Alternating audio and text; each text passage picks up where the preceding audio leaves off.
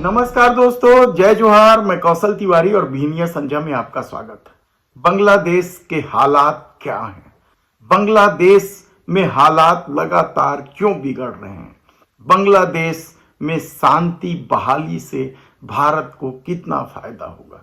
इन तमाम सवालों के बीच छत्तीसगढ़ के भारतीय जनता पार्टी के प्रवक्ता और पूर्व विधायक श्रीचंद सुंदरानी ने अपने 25 सदस्यीय जत्था के साथ तीर्थ यात्रा की। इन तीर्थ यात्राओं में उन्होंने बालाजी का दर्शन किया, महालक्ष्मी वेल्लूर में भी दर्शन कर आशीर्वाद मांगा, तो रामेश्वरम धाम भी पहुंचे।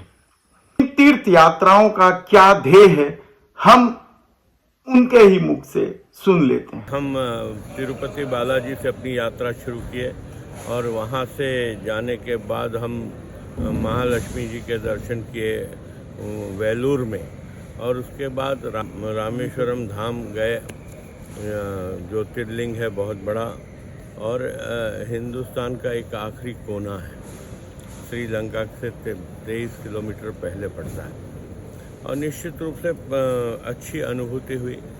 ऐसा लग रहा था कि मानो साक्षात भगवान के दर्शन करने का, भगवान भोलेनाथ के दर्शन करने का, गोविंदा के दर्शन करने का एक सौभाग्य हम लोगों को मिला।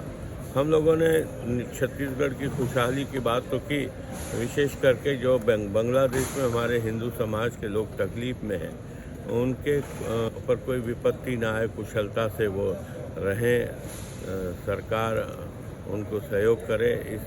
इसी मनोकामना वहाँ पे हमने भगवान के सामने रखी, भगवान भोलेनाथ के सामने रखी। और निश्चित रूप से हमें विश्वास है कि वहाँ पे जो भी भावना लेके इंसान जाता है, उसकी भावनाएं पूर्ण होती है, और एक अच्छा अनुभव रहा। तो श्रीचंद सुंदरानी ने बताया कि किस तरीके से बांग्लादेश में हिंदुओं की चिंताजनक स्थिति को लेकर वे बेहद व्यथित है, और उन्होंने अपने 25 सदस्यीय इस यात्रा में भगवान से आशीर्वाद मांगा कि बांग्लादेश में हालात सुधर जाए और वहां के हिंदुओं की जान माल की सुरक्षा हो। ईश्वर पर उन्हें भरोसा है, उनका दावा है, और इस दावे के बीच उन्होंने इस यात्रा को भी अद्भुत बताया। तो दूसरी तरफ यात्रा में शामिल उनके बड़े भाई मोहन सुंदरानी किसी परिचय का मोहताज नहीं है। वे छत्तीसगढ़ की संस्कृति को लेकर, छत्तीसगढ़ के गीतों को लेकर सक्रिय रहते हैं। उन्होंने भी इस यात्रा में भोलेनाथ बाबा से मनोकामना पूरी करने का आशीर्वाद मांगा। जय छत्तीसगढ़, जय जोहार।